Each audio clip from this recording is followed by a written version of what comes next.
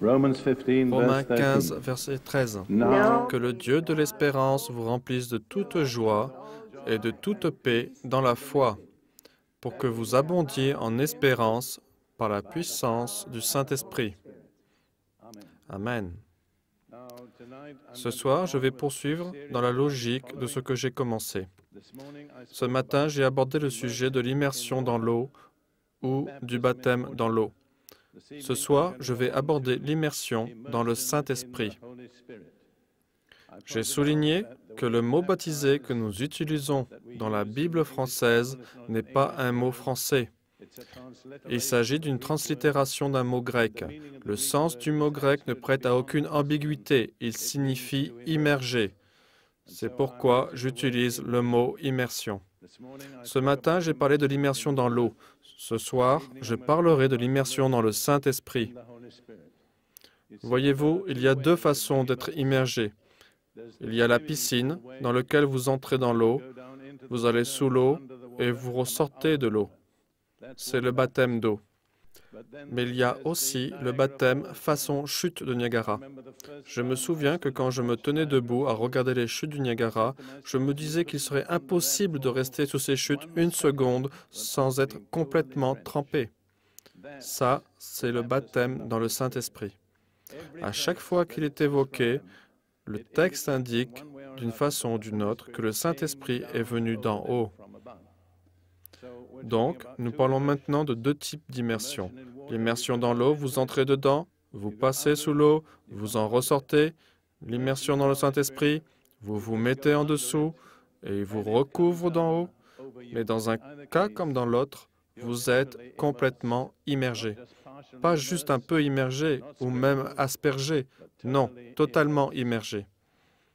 Il est très intéressant de constater que l'introduction aux 4 évangiles mentionne spécialement que Jésus-Christ baptisera du Saint-Esprit. Je crois qu'on n'y a pas assez prêté attention. Je vais lire les passages des 4 évangiles.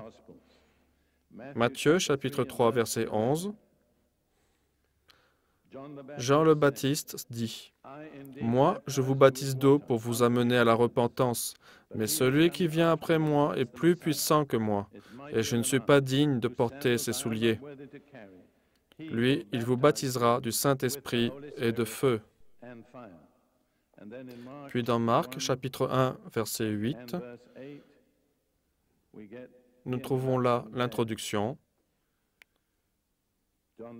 Jean le Baptiste déclare, « Moi, je vous ai baptisé d'eau, lui, il vous baptisera du Saint-Esprit. » Puis dans Luc 3, verset 16, la version qui se trouve dans l'évangile de Luc, Jean le Baptiste dit, Jean leur répond cela, « Moi, je vous baptise d'eau, mais il vient celui qui est plus puissant que moi, et je ne suis pas digne de délier la courroie de ses souliers. Il vous baptisera dans le Saint-Esprit et le feu. » Et enfin, dans l'évangile de Jean, chapitre 1, verset 33,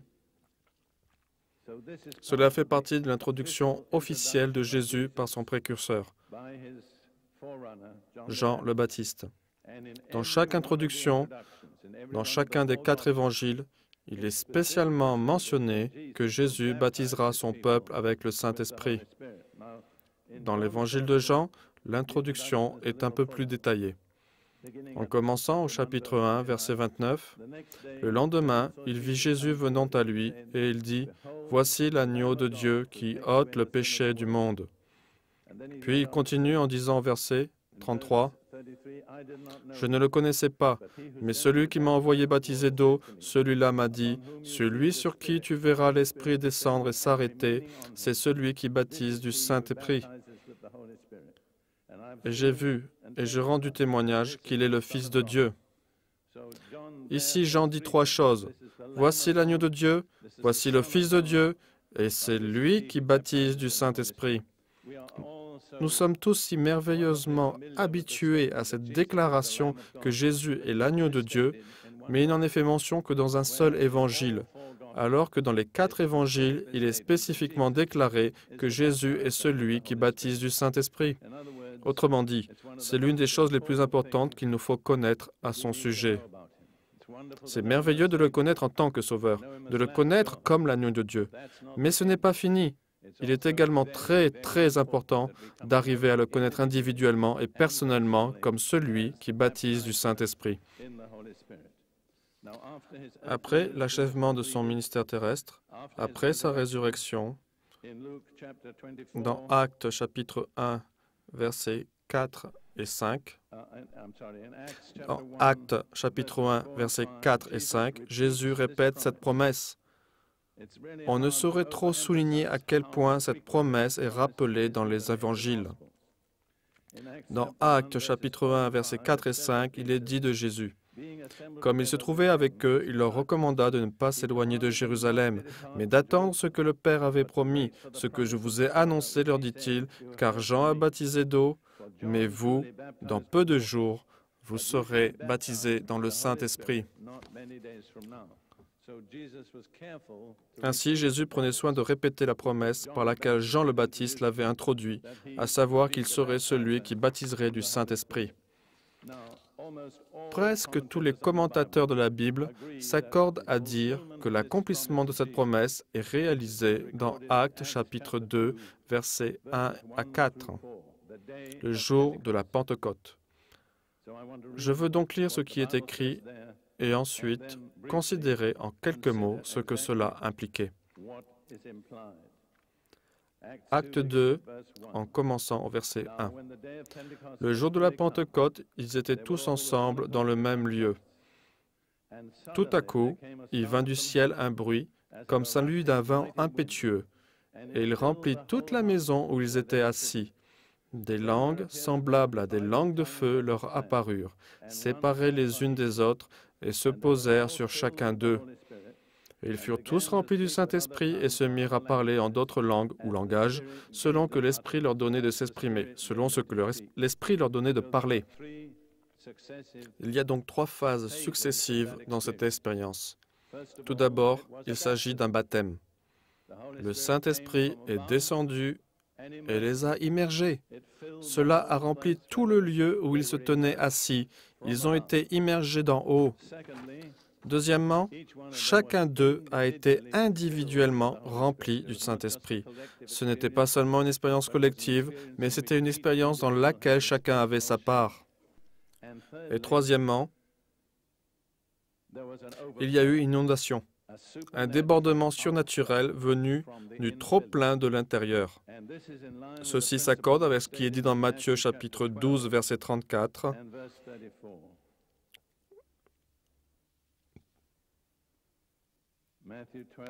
Matthieu 12, verset 34, juste la dernière partie du verset. Jésus dit, « Car c'est de l'abondance du cœur que la bouche parle. » J'illustre cela en disant que quand votre cœur est plein, il déborde de paroles de votre bouche. Il y a de nombreux passages dans le Nouveau Testament qui parlent de personnes remplies du Saint-Esprit. J'ai examiné chaque passage, et à chaque fois, ce qui se passait, c'est que la personne parlait, prophétisait, parlait en langue ou autre. C'est un principe universel. C'est de l'abondance du cœur que la bouche parle. Quand le cœur est rempli jusqu'à déborder, alors le débordement se produit par les lèvres, au travers des paroles. Et c'est ce qui s'est passé le jour de la Pentecôte. Lorsqu'ils furent remplis, ils se mirent à parler en d'autres langues, selon que l'Esprit leur donnait de parler. Il est très important de comprendre qu'il s'agit de quelque chose pour lequel Dieu et l'homme doivent coopérer. Dieu les a remplis, mais ce sont eux qui se sont mis à parler. Le Saint-Esprit n'est pas celui qui parle, ce sont eux qui ont parlé. Le Saint-Esprit, lui, leur a donné la langue. J'ai rencontré tellement de personnes, j'ai passé de nombreuses années dans le mouvement pentecôtiste, qui venaient me dire « Frère Prince, je veux que Dieu fasse la même chose pour moi. » J'en ai rencontré un qui m'a dit « J'ai attendu pendant 25 ans. » Il me dit « J'attends que Dieu fasse la même chose. » Vous pouvez attendre le reste de votre vie, car ce n'est pas biblique. Dieu fera sa part. Vous aurez à faire la vôtre. C'est vous qui parlez. et Dieu donne la langue. Mais ce n'est pas Dieu qui parlera. Ils se sont tous mis à parler comme le Saint-Esprit leur donnait de parler. Laissez-moi vous dire qu'il est vrai qu'ils ont attendu et patienté jusqu'au jour de la Pentecôte où le Saint-Esprit est descendu. Après cela, il n'y a aucun récit comme quoi quelqu'un aurait dû attendre le Saint-Esprit. Il avait été donné et ensuite, quand ils priaient et que les conditions étaient remplies, ils recevaient immédiatement le Saint-Esprit. Je tiens à affirmer à chacun d'entre vous ce soir que si vous remplissez les conditions, j'aborderai ce point un peu plus tard, et que vous êtes assoiffés, vous pouvez être remplis ce soir même. Si vous ne l'avez jamais reçu, cette nuit, c'est le moment. Nous y reviendrons plus tard.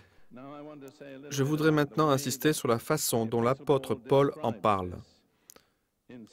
Dans 2 Corinthiens, chapitre 1, verset 22, il dit, 2 Corinthiens, chapitre 1, verset 22, nous allons lire le verset 21 également. C'est Dieu, lequel nous a aussi marqués d'un sceau et a mis dans nos cœurs les arts de l'Esprit. Paul dit deux choses. Le Saint-Esprit est un sceau et c'est aussi un dépôt. Dans Éphésiens chapitre 1, verset 14, il utilise un langage similaire. Éphésiens chapitre 1, verset 14,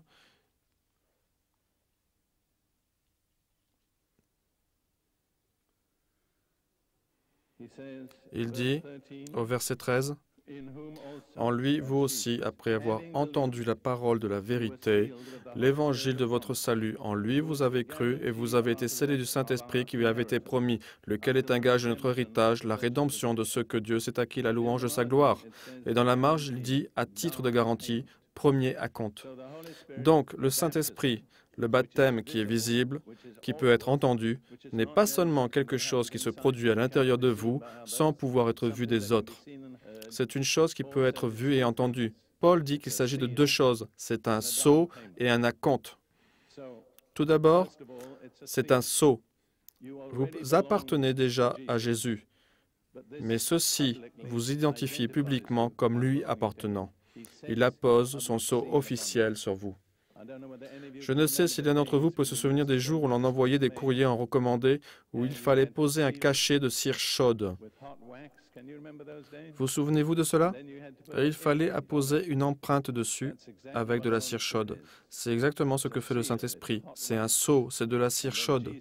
Jésus pose son empreinte sur vous et il vous met à part. Et vous savez que votre courrier en recommandé bénéficie d'un traitement particulier. Après ça, on fait plus attention à lui. Quand vous avez été baptisé du Saint-Esprit, vous êtes comme un courrier en recommandé. Le bureau de poste du ciel vous prête une attention toute spéciale. Le second mot est acompte ou dépôt. Et ceci, il se trouve que je suis très intéressé par les langues, cela devient très intéressant.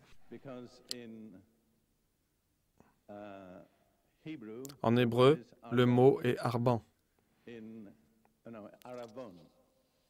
En arabe, c'est arbon. En swahili, araboni. En bref, le même mot se retrouve tout le temps.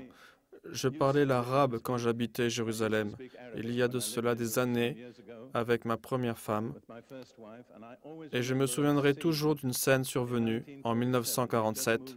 Nous venions de déménager dans une nouvelle maison à Jérusalem, et nous avions besoin d'acheter des fournitures pour les rideaux. Nous sommes donc allés dans la vieille ville, et nous avons trouvé un homme qui vendait les fournitures pour les rideaux. Nous avons trouvé ce que nous cherchions, et ces chiffres ne sont pas exacts, c'est juste pour vous donner une petite idée. Nous avions besoin de 20 yards, et le prix était, disons, 5 $ le yard. Le prix global était de 100 $. Nous avons dit au vendeur, « Bon, écoutez, nous n'avons pas toute la somme sur nous, mais nous allons vous donner un cinquième de la somme, 20 $ comme à compte. » Savez-vous comment il appelait ça en arabe? Arbon. Nous avons dit, « Quand nous vous aurons donné l'argent, il faudra bien vous souvenir de deux choses. Cela nous appartient, vous devez le mettre à part pour nous. Vous ne pouvez pas le vendre à quelqu'un d'autre, car cela nous appartient. Deuxièmement, cet acompte est la garantie que nous allons revenir avec le reste de la somme pour prendre la marchandise. » Et c'est ce qu'est le baptême dans le Saint-Esprit. Jésus a donné un acompte pour vous et vous a mis à part pour lui. Après cela, vous ne pouvez être vendu à qui que ce soit. Deuxièmement, c'est sa garantie que je reviendrai vers toi. Et quand je serai de retour, je reviendrai avec le reste du paiement, et tu seras alors à moi pour toujours. Voilà une image tellement réaliste, vivante de ce qu'est le baptême dans le Saint-Esprit. Maintenant, quel est le sceau? Voilà une question qui pourrait prêter à polémique. J'aimerais dire que pour ce qui me concerne, le Nouveau Testament n'indique qu'un seul signe, et c'est parler en langue, selon ce que l'Esprit, le Saint-Esprit, nous donne de le faire. Je suis conscient, tout comme certains d'entre vous probablement, qu'il existe des mouvements. Le mouvement rastafarian en Jamaïque en est un, où des gens pratiquant un autre culte parlent en langue. Cela inquiète certains qui disent « Comment savez-vous que je vais recevoir le bon don ?» Eh bien, Jésus a dit « Si vous êtes un enfant de Dieu, notez bien cela, je vous prie, et si vous demandez à votre Père céleste un morceau de pain, il ne vous donnera pas un serpent. » En d'autres termes, si vous demandez ce qui est bon, vous avez la garantie écrite de Dieu que vous recevrez la bonne chose. N'ayez pas peur. Par contre, si vous n'êtes pas un enfant de Dieu, cette promesse ne s'applique pas. Vous devez être un enfant de Dieu. Jésus dit que si vous demandez à votre Père céleste le Saint-Esprit, il vous le donnera. Ainsi donc, le sceau est quelque chose de visible, quelque chose qui s'entend, quelque chose de public. Un sceau ne peut pas être secret, sinon il ne remplit pas ses fonctions. Le sceau est, comme dans Acte 2, ils se mirent tous à parler en d'autres langues, selon que l'Esprit leur donnait de parler. Je voudrais dire maintenant 4 choses à ce sujet. Tout d'abord, c'était le sceau que les apôtres eux-mêmes ont reçu dans leur propre expérience. Jésus avait dit « Restez à Jérusalem jusqu'à ce que vous receviez ce que le Père a promis. » Ils ont donc attendu pendant 10 jours.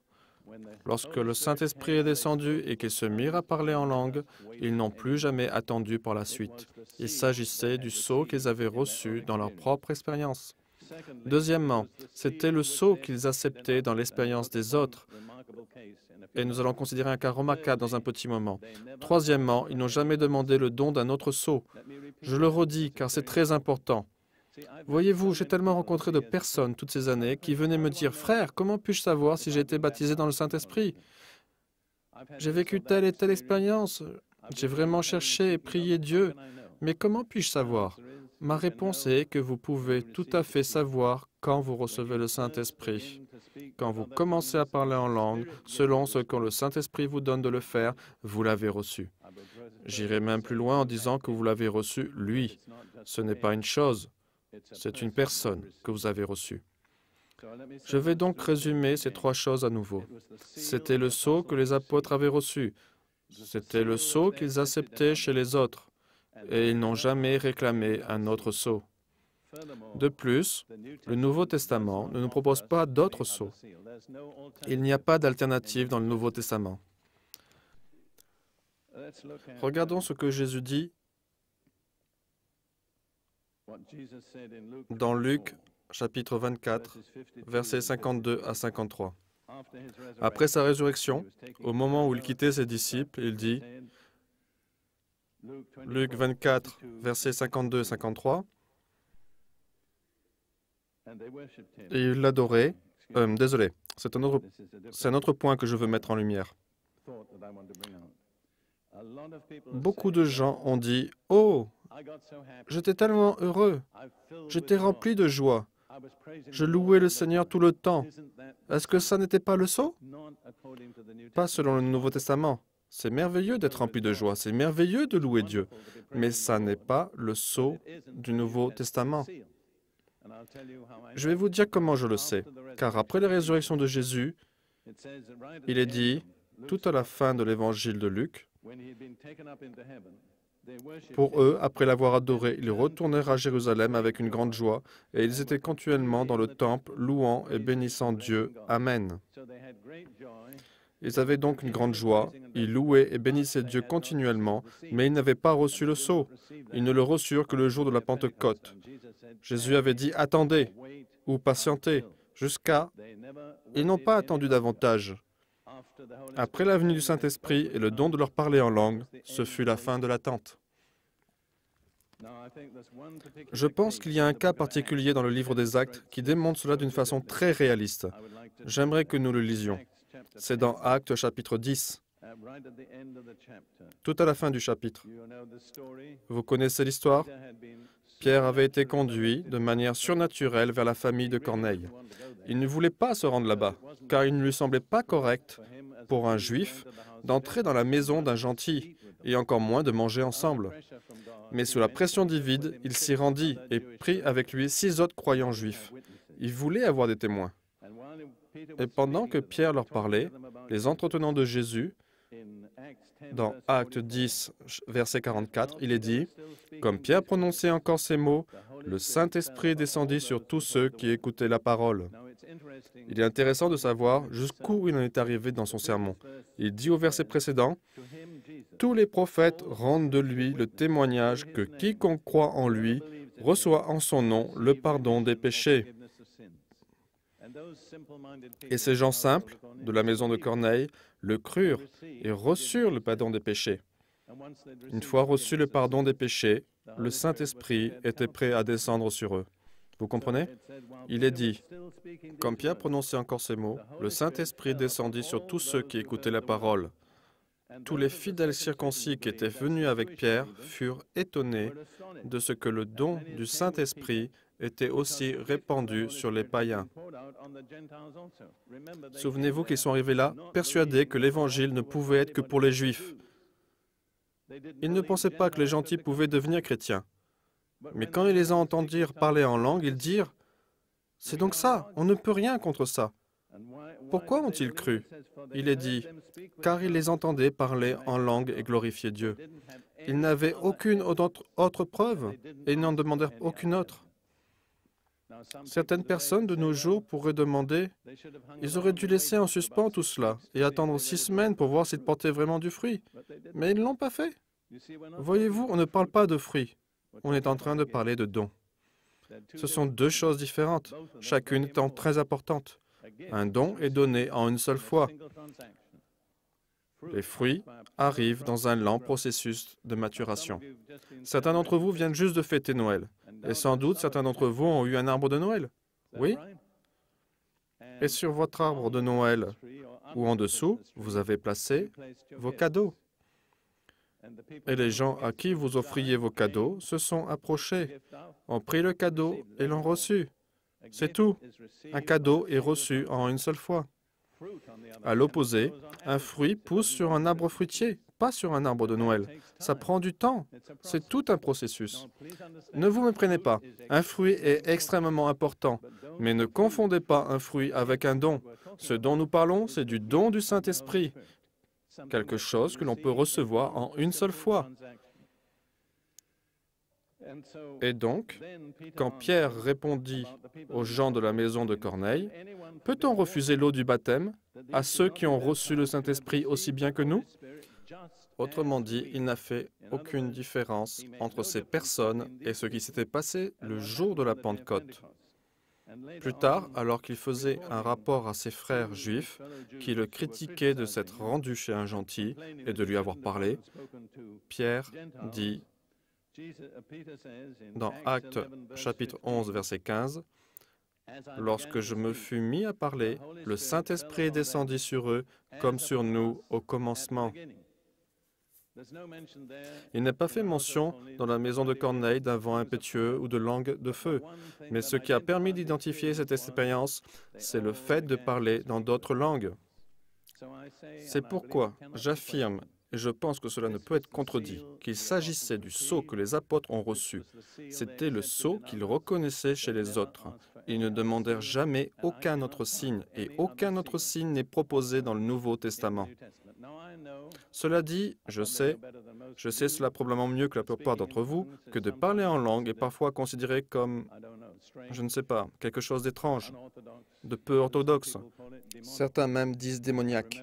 Je me souviens d'une époque où un cher pasteur évangélique ne voulait pas rester sur le même trottoir que moi parce qu'il avait appris que je parlais en langue. Vous voyez un peu? Je lui pardonne. mais je ne partage pas du tout ces opinions. Vous savez, Dieu fait parfois démarrer une expérience par quelque chose qui ressemble à une pierre d'achoppement. Si vous n'êtes pas désireux de cela, vous serez mis de côté. Des personnes qui parlent une langue qu'elles ne connaissent pas et qui sont peut-être très excitées sont comme une offense pour certaines personnes. Je vous dirais que selon moi, nous autres, issus de nos arrière-plans anglo-américano-européens, nous avons une idée assez faussée de ce qu'est vraiment le christianisme. D'abord, nous pensons que c'est quelque chose pétri de dignité. Quand vous entrez dans l'Église, vous ne devez pas élever la voix. Vous restez debout ou assis et chantez des hymnes. Mais vous n'êtes généralement pas excité par quoi que ce soit. C'est le tableau dans lequel j'ai été élevé. J'allais à l'église 8 fois par semaine. C'est pourquoi je parle d'expérience. Mais ça n'est pas le tableau tiré de la Bible. Voyez-vous, nous souffrons beaucoup, pour plusieurs parmi nous, car nous ne sommes pas libres d'exprimer ce que Dieu est en train de faire en nous. Lisez comment les gens se comportaient dans la Bible. Ils pleuraient, ils criaient, ils gémissaient, ils tapaient dans leurs mains, ils dansaient, ils chantaient. Ils étaient tous excités. Ils étaient enthousiasmés. J'ai été le proviseur d'un collège de formation au professorat en Afrique de l'Est pendant un temps. Et je devais embaucher des professeurs. J'ai appris qu'un professeur peut avoir toutes les qualifications académiques requises, mais ne pas valoir grand-chose en tant qu'enseignant. Tandis qu'un autre professeur, avec moins de qualifications, peut être bien meilleur professeur à cause d'une chose, il est plein d'enthousiasme. Vous voyez, j'en suis venu à cette conclusion, qu'il n'y a pas de substitut à l'enthousiasme. Quand Ruth et moi nous nous trouvions à Moscou il y a un an, ou un peu plus, avec plus de 1000 nouveaux convertis, j'étais bouleversé par leur enthousiasme.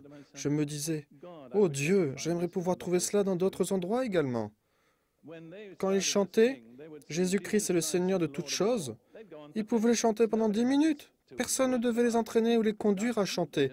C'est juste qu'ils ne pouvaient pas s'arrêter. Ruth et moi avons un enregistrement de cette musique. Et quand nous avons besoin d'être un peu encouragés spirituellement, nous nous le repassons. Ce n'est pas un enregistrement professionnel, mais qu'en ressort-il? De l'excitation, de l'enthousiasme.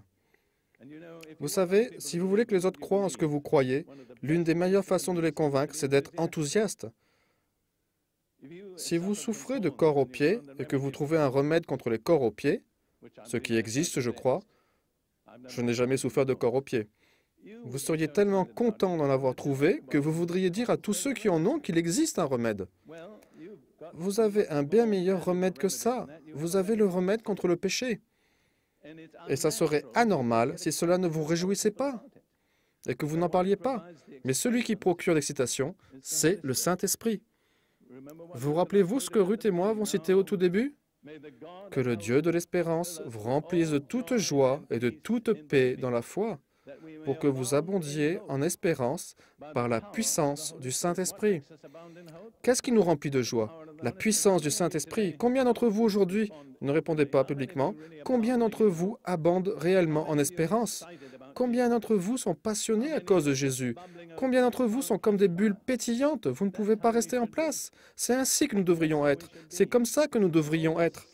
Et toute cette rigidité, cette dignité n'a pas grand-chose à voir avec le Nouveau Testament. Je donnerai quelques exemples dans une minute. Poursuivons. Il y a deux façons dont le baptême dans le Saint-Esprit est donné dans le Nouveau Testament. L'un vient directement du ciel. Il tombe juste sur les personnes. C'est ce qui s'est passé le jour de la Pentecôte. C'est ce qui s'est passé dans la maison de Corneille. L'autre façon, c'est par l'imposition des mains. Ceci est décrit en 3 endroits. Dans Actes, chapitre 8, versets 14 à 19. Actes, chapitre 8, versets 14 à 19. Cela se passe à Samarie. Les apôtres, étant à Jérusalem, ayant appris que la Samarie avait reçu la parole du Dieu, y envoyèrent Pierre et Jean.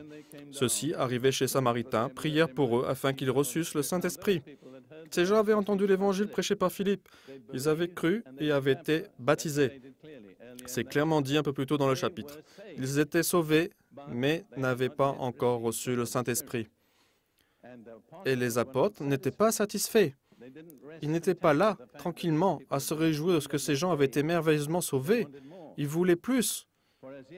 Il est dit au verset 16, « Car il, le Saint-Esprit, n'était encore descendu sur aucun d'eux. » Notez qu'il est parlé de sa descente sur eux. Ils avaient seulement été baptisés au nom du Seigneur Jésus. Ils leur imposèrent les mains et ils reçurent le Saint-Esprit. Ainsi, dans ce cas précis, le Saint-Esprit est descendu par l'imposition des mains d'autres croyants. Et dans le chapitre suivant, vous verrez comment, alors que Saul de Tarse, qui devint Paul, se trouvait dans la cité de Damascus, un disciple appelé Ananias lui fut envoyé, posa ses mains sur lui, pria pour qu'il soit guéri et qu'il reçoive le Saint-Esprit. Ainsi donc, Paul reçut le Saint-Esprit par l'imposition des mains d'Ananias. Et dans Actes 19, un passage que nous avons déjà lu dans une autre situation du même type, Paul, qui se trouvait à Éphèse, trouva certains disciples. Lorsqu'il leur demanda s'ils avaient reçu le Saint-Esprit quand ils avaient cru, ils n'avaient jamais entendu parler du Saint-Esprit. Il sut ainsi qu'ils n'étaient pas disciples de Jésus. Il découvrit qu'ils étaient disciples de Jean-Baptiste. Il leur dit donc que c'était adapté à cette époque-là, mais que maintenant il fallait être disciples de Jésus. Ils furent donc baptisés dans l'eau, et il est dit, « Et quand Paul leur imposa les mains, le Saint-Esprit descendit sur eux, ils parlèrent en langue et prophétisèrent. » J'ai envie de vous dire, ne vous arrêtez pas au parler en langue, c'est une expérience merveilleuse. Mais pourquoi ne pas aller jusqu'à prophétiser?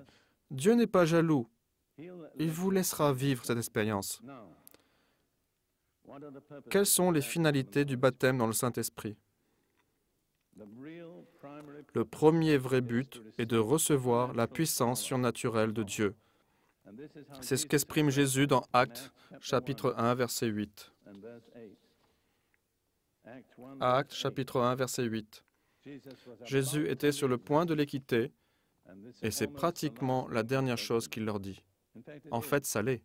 Ce sont les dernières paroles de Jésus rapportées sur cette terre. Il dit, « Mais vous recevrez une puissance, celle-ci survenant sur vous. » Le mot grec utilisé pour puissance ici est le mot dynamis, d'où nous tirons le mot français dynamite. La dynamite est ce qui cause l'explosion. Vous observerez que lorsque le Saint-Esprit est descendu, il a causé une explosion. Beaucoup de gens ont dit qu'ils avaient reçu une grande puissance quand Jésus ressuscitait des morts, mais ce n'est pas tout à fait exact, car Jésus était ressuscité des morts depuis 40 jours, et personne dans Jérusalem ne le savait. Mais quand le Saint-Esprit est venu, tout Jérusalem en a entendu parler en quelques heures. C'était de la dynamite, vous voyez? C'était une explosion. Il y a des gens qui n'apprécient pas les explosions. Ils en ont peur.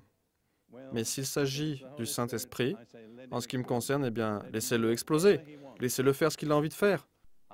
Je n'ai jamais vraiment sauté au plafond, comme on dit. Mais si c'était ce que Dieu voulait que je fasse, je le ferais volontiers. Je sais qu'il ne m'a jamais vraiment entraîné dans cette direction. Qu'ont-ils reçu? La puissance pour être des témoins. Vous recevrez une puissance quand le Saint-Esprit surviendra sur vous et vous serez mes témoins. Voyez-vous, le message de l'Évangile est surnaturel. Ce n'est pas le récit d'événements naturels, c'est quelque chose de totalement surnaturel. Jésus est mort, il est ressuscité des morts, il a été enlevé au ciel, c'est surnaturel. Si vous voulez témoigner d'un événement surnaturel, il vous faut des moyens surnaturels. Juste un peu de théologie ne suffit pas. Vous avez besoin d'être rempli de puissance. Et les gens font la différence. Les pécheurs ont parfois plus de discernement que les chrétiens. Et ils savent reconnaître ce qui est le fruit d'une puissance surnaturelle et ils écouteront. J'ai découvert ceci au sein de beaucoup de cultures différentes. Les pécheurs peuvent discerner la présence du pouvoir surnaturel. Cela provoque quelque chose en eux. Cela appelle toute leur attention. Et ce que Jésus a dit, vous recevrez une puissance et vous serez mes témoins. Puis, dans Romains, chapitre 15, versets 18 et 19, Paul parle de son propre ministère et il dit, « Car je n'oserais mentionner aucune chose que Christ n'ait pas faite pour moi, pour amener les païens à l'obéissance par la parole et par les actes, par la puissance des miracles et des prodiges, par la puissance de l'Esprit de Dieu. » Donc Paul dit que les seules choses de mon ministère qui soient dignes d'être mentionnées sont les choses que le Saint-Esprit a faites. Rien d'autre ne mérite d'être évoqué. Il dit que le Saint-Esprit, par sa puissance surnaturelle, par des signes et des prodiges, a rendu obéissants les païens, les non-juifs, les inconvertis. Je me suis occupé de païens dans de nombreux pays. Je me rappelle souvent mes 5 années passées en Afrique de l'Est. J'étais le principal du collège qui formait des étudiants africains au professorat. À cette époque, l'ambition suprême de tous les Africains était d'avoir accès à l'éducation. J'étais ainsi celui qui leur fournissait ce à quoi ils aspiraient intensément. Ils se rendaient au cours comme des étudiants et ils étaient très coopératifs, très obéissants, car ils voulaient être éduqués. Tout ce que nous, missionnaires, nous leur disions, ils le faisaient. Je me souviens d'un jour où je convoquais tous les étudiants et je leur dis, je tiens à vous dire quelque chose. Je tiens à vous remercier. Vous êtes très obéissants, vous êtes très coopératifs. Tout ce que nous voulons que vous fassiez, vous le faites, car vous tenez à recevoir une éducation. Mais j'ajoutais, dans l'esprit de la plupart d'entre vous, il reste une question à laquelle aucun n'a encore répondu. Là, j'attirais leur attention. Je dis, je ne peux vous révéler la réponse à la question. Alors là, ils devinrent vraiment attentifs. Je leur dis, la question est la suivante. Est-ce que la Bible est un livre pour les Africains que l'on peut croire ou est-elle un livre de blanc qui ne fonctionne pas pour les Africains? C'était exactement ce que leur disaient leurs anciens. Alors je leur dis, écoutez bien, vous ne connaîtrez jamais la réponse à cette question, à moins d'expérimenter la puissance surnaturelle de Dieu dans votre propre vie. Quand cela vous arrive, alors vous savez qu'elle ne vient pas d'Amérique, elle ne vient pas d'Angleterre, elle vient du ciel. Je les laissais avec cela, mais je continuais à leur présenter la parole de Dieu, mais surtout, je priais. Quelques mois plus tard, il y eut une effusion souveraine, surnaturelle sur ces étudiants. Chaque étudiant de ce collège fut baptisé dans le Saint-Esprit. Jusqu'ici, il fallait les pousser à prier. À partir de ce moment-là, c'était difficile de les faire s'arrêter. Ils passaient la moitié de la nuit dans les dortoirs à prier, car ils avaient reçu le sceau surnaturel, le revêtement surnaturel de la puissance d'en haut. Mes camarades missionnaires blancs avaient coutume de penser, « Je suis désolé de devoir dire cela, mais c'est pourtant vrai. Tu ne peux emmener les Africains que jusqu'à un certain point. Ils ne peuvent aller plus haut. » Je n'essayais pas de discuter avec eux, je passais juste du temps avec les Africains. Mais le Saint-Esprit est descendu. Vous savez ce qui s'est passé? Les missionnaires se sont déplacés pour voir ce qui se passait. Et ils se sont soudain rendus compte que les Africains pouvaient aller plus haut. C'est juste une illustration. Tous ces jeunes gens, garçons et filles, avaient besoin d'expérimenter cela dans leur propre vie. Cela ne suffisait pas d'entendre parler de ces choses de la bouche d'une personne ou d'une autre race et d'une autre culture. Ensuite, dans les quelques mois qui suivirent, parmi ces étudiants, dont la plupart n'avaient pas 25 ans, nous avons vu les 9 dons en action. En fait, nous avons même vu 2 personnes ressusciter des morts. Les gens disent, « Vous l'avez vraiment vu de vos yeux ?» Ma réponse est catégorique, « Oui, je l'ai vu de mes yeux. » Je ne peux aller dans le détail car nous n'avons pas le temps. Mais croyez-moi, quand les gens ressuscitent des morts, les gens s'assoient et écoutent. Jésus a dit à ses disciples, « Quand vous irez prêcher le royaume des cieux, guérissez les malades, ressuscitez les morts, chassez les démons, purifiez les lépreux. » À quel moment a-t-il jamais donné une autre direction? Jamais. J'ai dit aux Juifs parmi lesquels nous vivons, nous, non-Juifs, comme moi, nous vous devons des excuses pour vous avoir demandé de croire en un évangile qui n'était pas confirmé de façon surnaturelle. Car tout votre arrière-plan, par les Écritures, vous enseigne que chaque fois que Dieu envoie un message au travers d'un messager particulier, d'une façon ou d'une autre, il apporte toujours une confirmation surnaturelle. C'est vraiment là la finalité du baptême dans le Saint-Esprit, c'est de nous amener dans le royaume du surnaturel, qui est le seul royaume dans lequel l'Évangile peut être prêché efficacement. Arrêtons-nous un moment sur le texte d'Hébreux, chapitre 2, versets 3 et 4. Comment échapperons-nous en négligeant un si grand salut, qui, annoncé d'abord par le Seigneur, nous a été confirmé par ceux qui l'ont entendu, Dieu appuyant leur témoignage par des signes, des prodiges et divers miracles, et par les dons du Saint-Esprit distribués selon sa volonté. L'auteur des Hébreux nous donne 3 raisons pour lesquelles nous devrions prêter attention au message de l'Évangile. D'abord, parce que la première personne qui l'a proclamé était Jésus. Deuxièmement, il fut confirmé par les personnes qui furent des témoins oculaires de Jésus. Mais la troisième raison est que le Saint-Esprit donne des témoignages surnaturels à ce message par des signes, des prodiges et des dons du Saint-Esprit. Le monde incroyant est en droit d'attendre de l'Église qu'elle fasse cela. Nous vivons en dessous du niveau de la volonté de Dieu pour nous.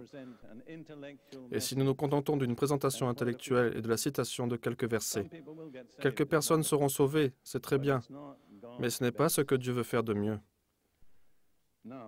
Maintenant, je voudrais vous donner une raison supplémentaire du don du Saint-Esprit, du baptême. Cela est évoqué dans 1 Corinthiens, chapitre 12. 1 Corinthiens, chapitre 12, verset 13. Il s'agit du verset le plus mal compris de tout le Nouveau Testament.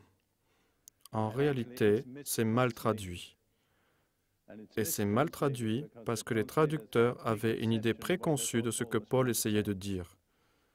Je dois préciser que j'ai appris le grec depuis l'âge de 10 ans.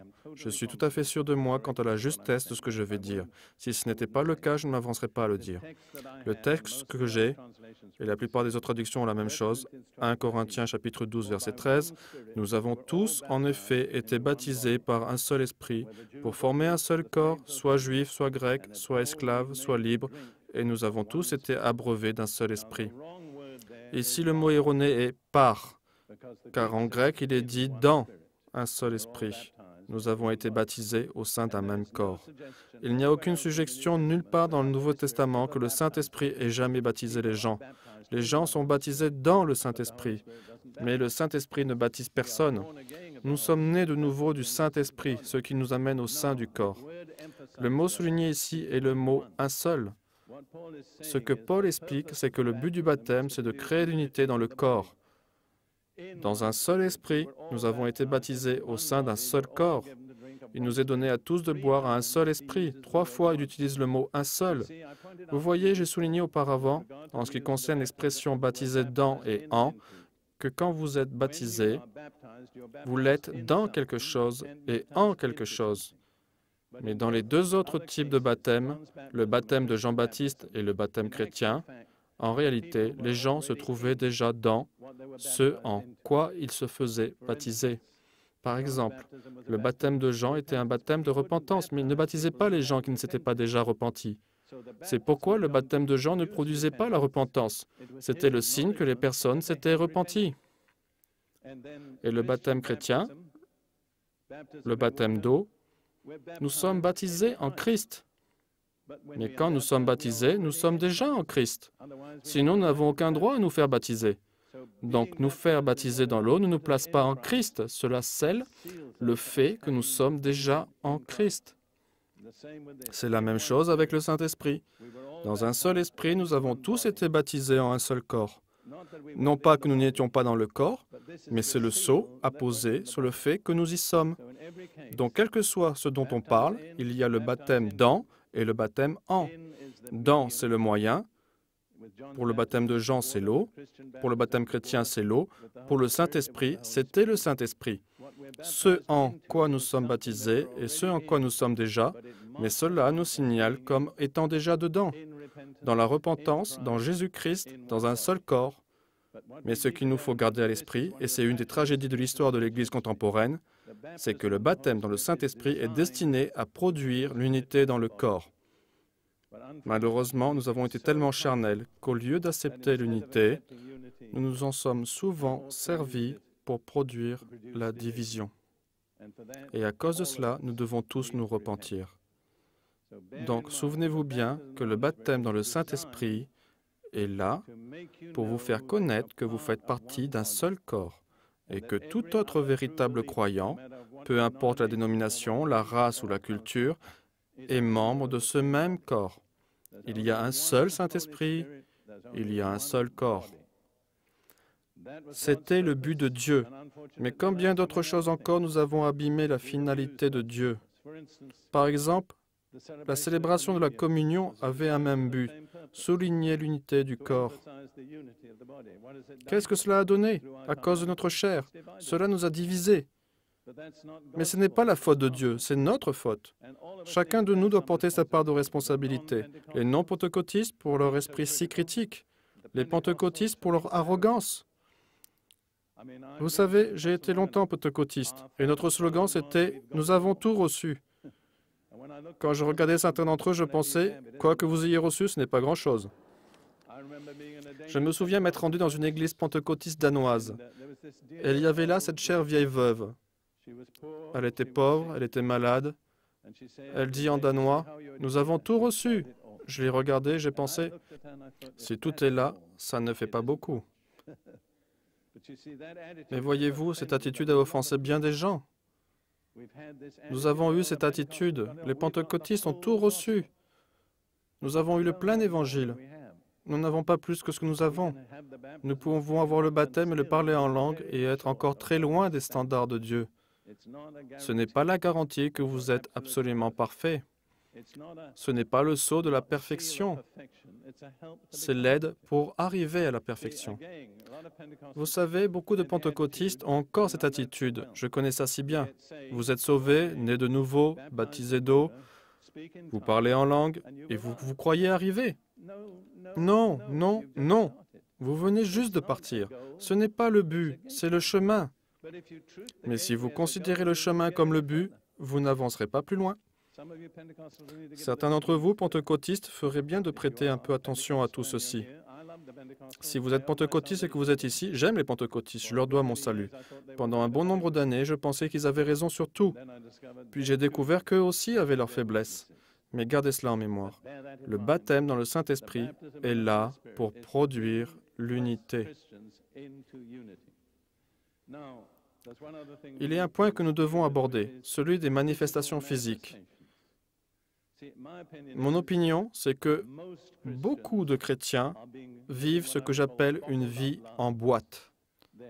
Ils ne sont pas libres d'exprimer ce que Dieu a mis en eux, parce que nous sommes liés à ces règles de dignité. Vous parlez avec une voix posée, vous ne vous excitez pas trop, vous vous asseyez bien droit sur votre chaise, vous vous levez, vous vous tenez debout, vous vous asseyez, vous vous agenouillez, vous sortez d'église. J'ai été là-dedans pendant des années, alors ne me dites pas que ce n'est pas vrai. Cela n'a pas grand-chose à voir avec le christianisme du Nouveau Testament. Cela a très peu à voir avec l'expérience des gens de la Bible. Ils étaient excités. Lisez les psaumes de David. Il hurlait, il criait, il mouillait son lit de ses larmes. C'était un homme très émotif. Même Jésus gémissait, pleurait, exprimait ses émotions. Personne ne connaît mieux cet arrière-plan que moi. J'ai été élevé au cœur même de la vieille tradition scolaire britannique. J'ai été élevé à Eton et Grandbridge, si cela vous dit quelque chose. J'étais un bastion de l'Empire. Mais une nuit, Dieu m'a baptisé dans le Saint-Esprit. Je ne savais pas ce que c'était. Je n'allais pas à l'église. Ça s'est passé dans un baraquement de l'armée. J'étais tellement ignorant que je ne savais pas que vous deviez aller à l'église pour être sauvé ou pour être baptisé dans le Saint-Esprit. J'ai reçu les deux choses dans un baraquement de l'armée au milieu de la nuit. Mais alors, quand j'ai commencé à aller à l'église, je me suis rendu compte que les gens ne faisaient pas de place à Dieu. Je ne suis pas spécialement émotif. Je pense que la plupart de ceux d'entre vous qui me connaissent un peu, mais le problème est que nous réprimons nos émotions. Nous n'avons pas laissé s'exprimer ce que Dieu a fait en nous. Je parlerai samedi soir de l'adoration. Si vous y assistez, sachez que je m'attendrai un peu là-dessus. Mais l'adoration, ce n'est pas seulement des mots. L'adoration, c'est une attitude du corps. C'est se courber, c'est tomber par terre, c'est taper dans les mains. C'est l'image biblique de l'adoration. Nous sommes bien loin des standards de la Bible.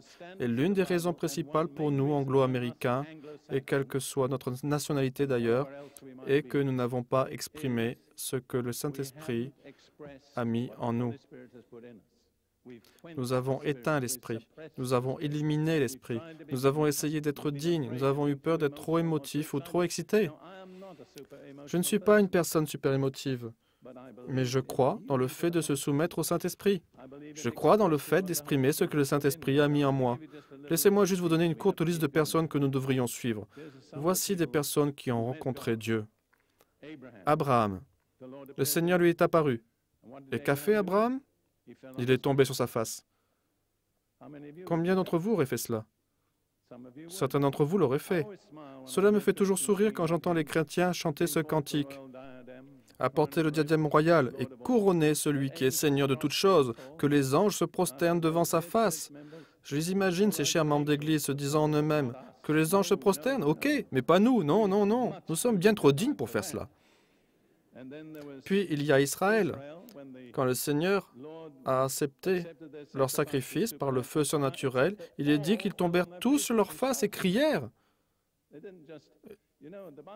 Et pourquoi pas nous? La Bible nous entraîne à pousser des cris de joie. Je tiens à vous préciser que crier, ça ne veut pas dire chanter fort. Je n'ai pas abordé ce sujet ce soir, peut-être plutôt samedi soir. Mais crier, ça veut dire crier. Certains d'entre vous, j'en suis sûr, assistent à des matchs de football. Ne levez pas votre main, cela pourrait vous mettre mal à l'aise. Mais vous y allez. Et quand votre camp marque un but, que faites-vous? Vous vous dressez d'un bond et vous criez. Parce que vous êtes passionné. Si vous êtes passionné par le football, pourquoi ne pas être passionné par le Seigneur Jésus et le Saint-Esprit? Ensuite, il y a Josué. Il a rencontré le commandant de l'armée du Seigneur en dehors de Jéricho et il tomba sur sa face. En fait, j'ai presque envie de dire que tous les grands hommes sont tombés sur leur face devant Dieu au moins une fois dans leur vie.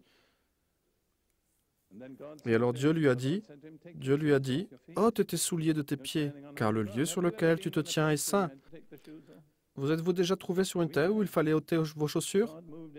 Cela nous est déjà arrivé. Dieu a visité une conférence à laquelle nous participions à Jérusalem il y a 2 ans, et sans que personne ne reçût une quelconque instruction en ce sens, tout le monde a enlevé calmement ses chaussures, car chacun savait qu'il se trouvait dans un lieu saint.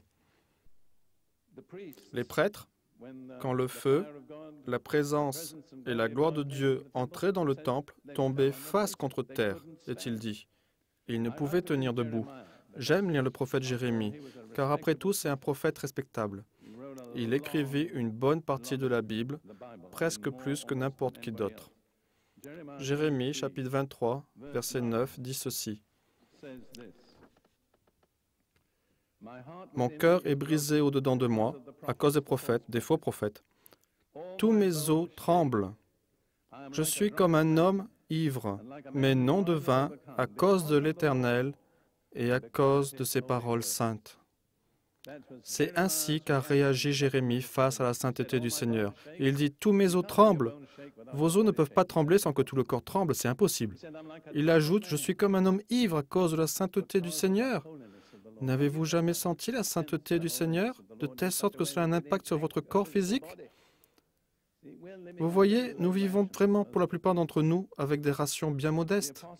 Et les apôtres, le jour de la Pentecôte, le Saint-Esprit vint, et ils se tinrent tous très dignement. Non, au contraire, ils se sont comportés d'une façon étrange, qui manquait tout à fait de dignité. Ils parlaient tous ensemble dans des langues qu'ils n'avaient pas entendues, et savez-vous ce que les incroyants ont dit? Ils sont saouls. N'ont-ils jamais dit cela de vous quand vous sortez de l'église?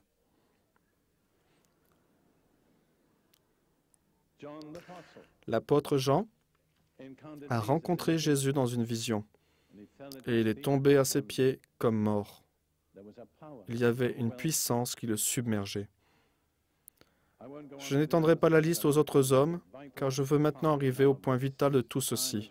Le temps me manque comme toujours. Il y a 7 exigences à remplir pour recevoir. Je vais les résumer brièvement. Numéro 1, se repentir. Acte 2, verset 38, « Repentez-vous et soyez baptisés. » Numéro 2, être baptisé. « Soyez baptisés et vous recevrez le Saint-Esprit. » Numéro 3, être assoiffé. Jésus a dit, « Si un homme a soif, qu'il vienne à moi et qu'il boive. » Numéro 4, venir à Jésus. C'est le seul qui baptise dans le Saint-Esprit. Si vous voulez ce baptême-là, il faut venir au baptiseur. Numéro 5, demander. Jésus a dit, « Si vous, méchants comme vous êtes, savez donner de bonnes choses à vos enfants, combien plus votre Père céleste donnera-t-il le Saint-Esprit à ceux qui le lui demandent ?»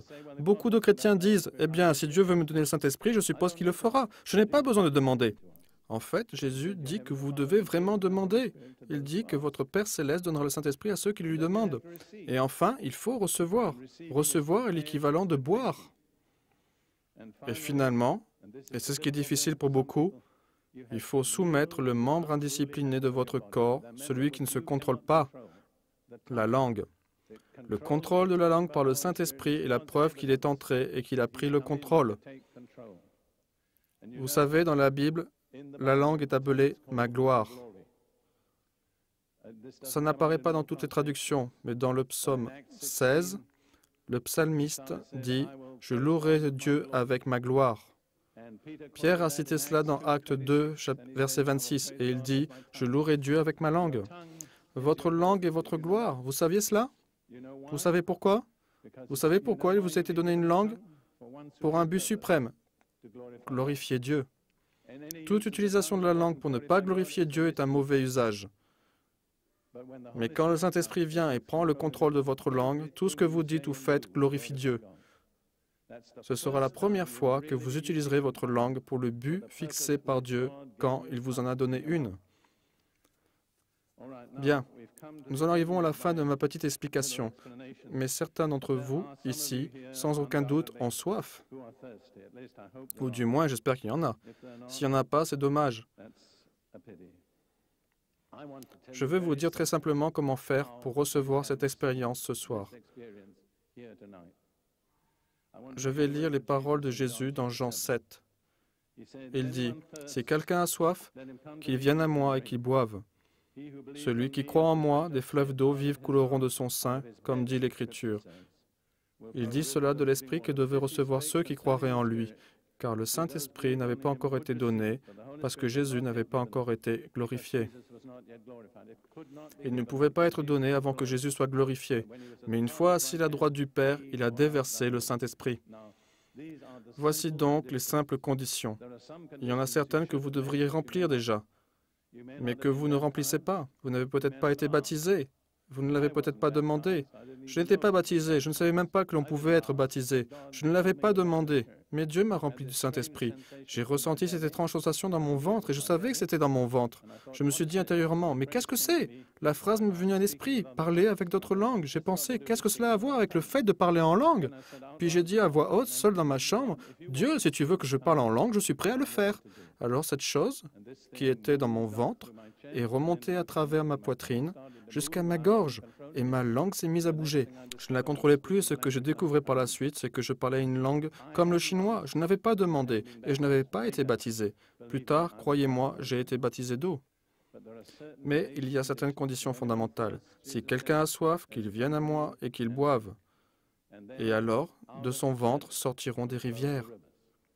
Une transformation merveilleuse. Vous venez en tant que personne assoiffée et vous devenez un canal de rivière. Qu'est-ce qui fait cela? Le baptême dans le Saint-Esprit. Que devez-vous faire? C'est très simple. Vous devez venir à Jésus. Il n'y a qu'un seul baptiseur. Venez au baptiseur pour recevoir le baptême. Il vous faut boire. C'est là que les gens religieux ont un problème. C'est trop simple. Personne n'a jamais pu boire avec sa bouche fermée. Personne n'a jamais reçu le baptême dans le Saint-Esprit avec sa bouche fermée. Vous buvez en ouvrant la bouche et en avalant quelque chose. Vous n'avalez pas de l'eau, vous avalez la puissance surnaturelle de Dieu. Je ne crois pas avoir jamais vu quelqu'un faire ça et ne rien recevoir. Je n'en ai pas le souvenir. J'ai vu jusqu'à 3000 personnes recevoir en une seule expérience, mais ils ont bu. Et après avoir bu, il y a le débordement. Souvenez-vous, c'est de l'abondance du cœur que la bouche parle. C'est là qu'il vous faut avoir la foi, parce que le Saint-Esprit ne va pas parler à votre place. Vous devez parler en même temps que le Saint-Esprit vous donne les mots. C'est un pas de foi, mais sans la foi, il est impossible de plaire à Dieu. Je suis prêt à conduire qui que ce soit ici présent, n'importe qui ici, dans une simple prière ce soir, ici même, si vous voulez recevoir cette expérience merveilleuse surnaturelle. Rappelez-vous bien que nous ne vous demandons pas de quitter une église ou de joindre une église. Ce n'est pas ce que nous recherchons. Nous voulons vous faire saisir que vous avez besoin de ce dont les apôtres avaient besoin, ce dont l'Église primitive avait besoin. Donc, si vous voulez vous avancer et me laisser vous conduire dans la prière, je le ferai. Sans plus attendre, si vous dites, « Frère Prince, j'ai vraiment soif ici, ce soir, et j'aimerais connaître cette expérience. » Levez-vous juste là où vous êtes et avancez sur le devant, et je vous conduirai dans la prière.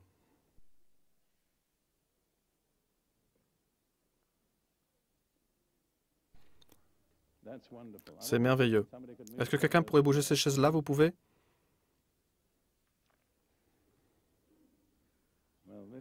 C'est vraiment merveilleux.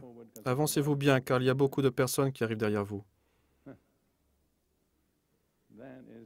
C'est merveilleux, non? Ceux d'entre vous qui ont déjà reçu ce baptême, s'il vous plaît, commencez à prier pour ces personnes. Priez pour moi également. Venez un peu plus près devant, n'ayez pas peur, je ne mords pas. Si vous ne pouvez pas avancer, juste... Je n'imaginais pas que nous ayons autant de gens assoiffés, c'est merveilleux. Ceci peut faire une vraie différence pour la Nouvelle-Zélande.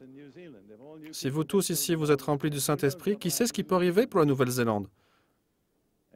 Amen. J'attends, car il y a encore des personnes qui arrivent. Eh bien, je n'aurais jamais cru qu'il y aurait autant de monde. C'est excitant. Je me réjouis vraiment.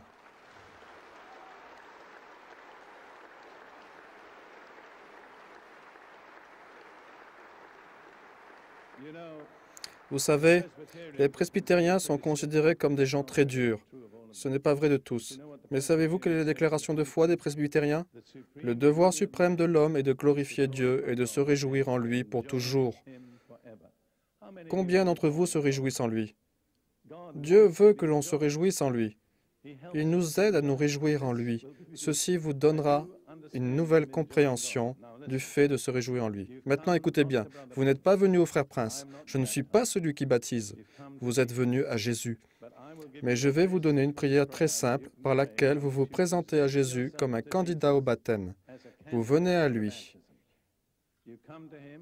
Vous demandez et ensuite vous buvez. C'est sur ce point que la religion rend les choses difficiles, parce que vous faites quelque chose de simple et de réalisable qui paraît idiot. Vous devez ouvrir votre bouche et commencer à boire le Saint-Esprit. Ce n'est pas de l'eau, mais c'est l'Esprit de Dieu que vous buvez. Après un petit moment, et pour certaines personnes, c'est très rapide. Cette petite gorgée que vous prenez se transforme en rivière, et cela commence à déborder de vous par votre bouche. Comment cela sort-il de vous? C'est de l'abondance du cœur que la bouche parle. Quand votre bouche parle sous l'inspiration de votre cœur, vous savez quoi? Votre cœur est en train de déborder. Vous ne pouvez pas voir à l'intérieur, vous ne savez pas quand c'est rempli. Mais quand vous entendez le débordement, vous savez que c'est rempli. Car sinon, ça ne déborderait pas. Maintenant, laissez-moi juste ajouter ceci. Puis je vous conduirai dans la prière. Enfermez-vous à l'intérieur de vous avec Dieu. Ne vous occupez pas des gens qui vous entourent. Si certains sont un peu excités, que cela ne vous inquiète pas.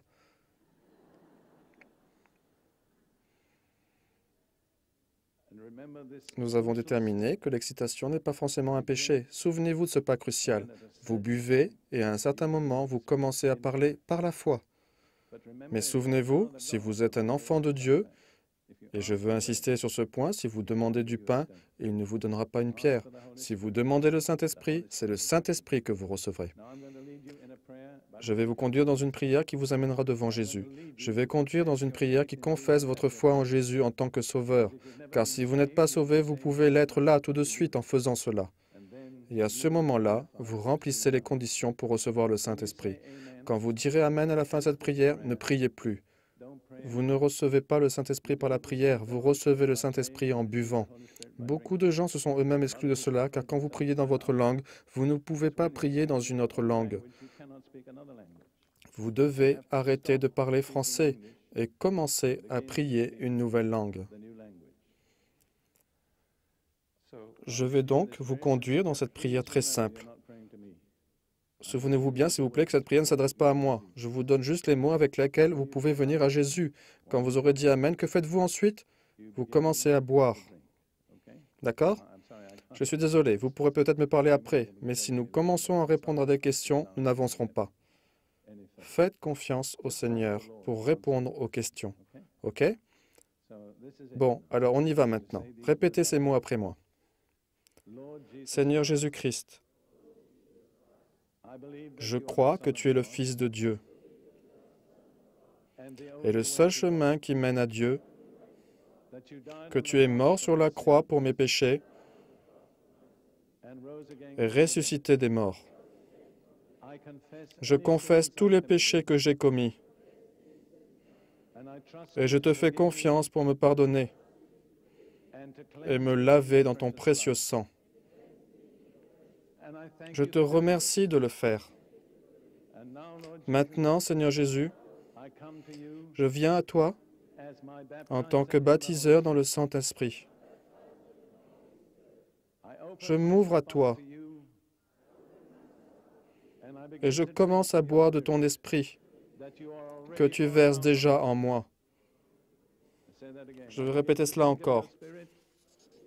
Je commence à boire de ton esprit que tu verses déjà en moi. J'ai confiance, Seigneur, que tu me le donnes de façon débordante. Par la foi, je te remercie pour cela maintenant, dans le nom de Jésus. Amen. Maintenant, commencez à boire. Ne me regardez pas. Je ne suis pas celui qui baptise. Abandonnez juste votre langue. Commencez à parler. Vous n'avez pas besoin de crier, mais vous devez parler suffisamment clairement pour être sûr que vous l'avez bien dit. C'est bien, plusieurs d'entre vous sont déjà en train de parler. Parlez un peu plus fort.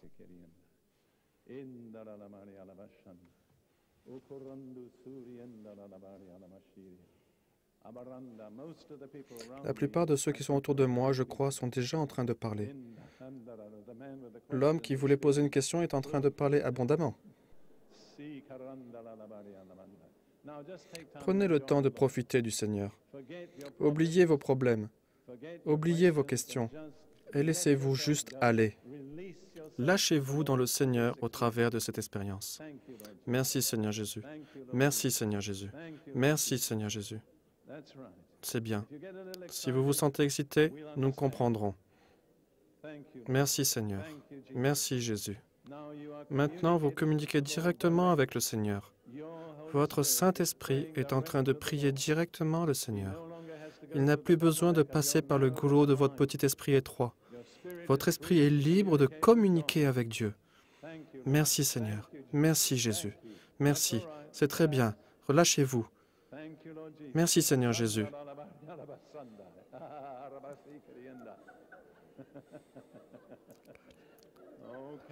Bien, alléluia. Merci Seigneur. Merci Seigneur. Amen. La Bible dit que le Seigneur ne jettera pas dehors un homme parfait jusqu'à ce qu'il ait rempli sa bouche de rire, ses lèvres de cris de joie. Tout va bien, ma sœur. J'ai eu aussi cette expérience. C'est merveilleux. Amen.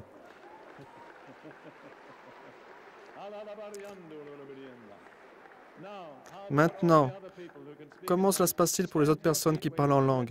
Mettez-vous debout là où vous êtes et adorons tous ensemble le Seigneur dans d'autres langues. Pas en français, juste d'autres langues. Remplissons cet endroit avec la gloire de Dieu.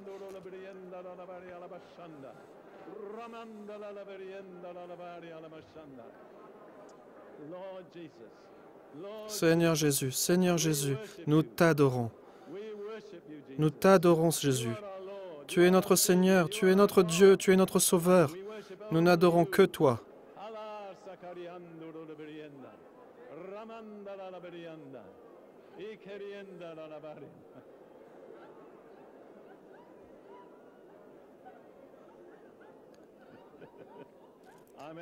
Je suis envieux.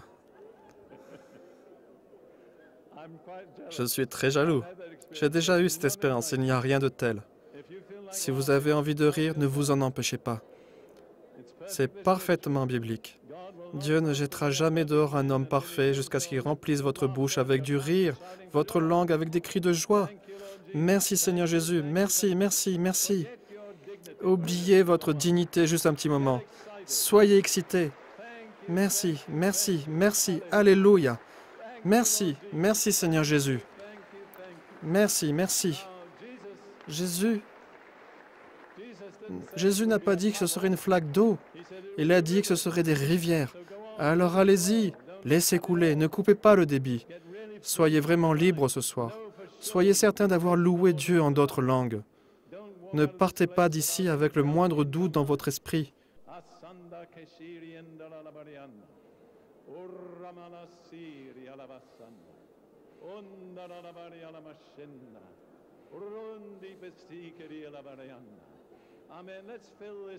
Remplissez ce lieu avec les louanges de Dieu ce soir.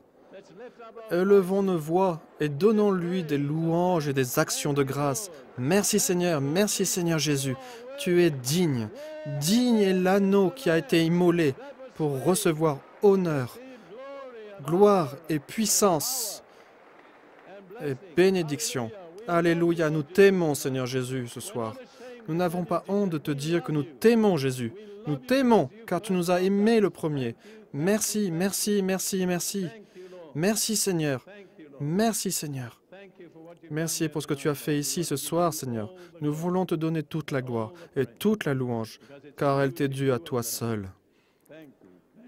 Merci, merci. Pour être sûr que vous l'avez reçu, je demande que tous ceux qui ont parlé en langue de le faire encore, doucement, mais assez fort pour que vous vous entendiez vous-même. Et souvenez-vous, c'est au Seigneur que vous parlez, pas à moi, afin qu'en sortant d'ici, vous sachiez que vous avez parlé dans une langue inconnue.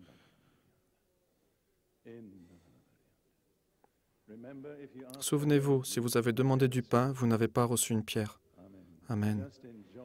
Appréciez de ce que Dieu vous a donné. Merci, merci Jésus. Merci, merci Seigneur. Merci. Merci Seigneur Jésus. Je crois que nous allons terminer la réunion maintenant. Vous n'êtes pas obligé de partir si vous voulez rester. Demain, nous parlerons de l'imposition des mains, la doctrine fondamentale suivante. Que Dieu vous bénisse, rentrez bien chez vous et endormez-vous en parlant en langue.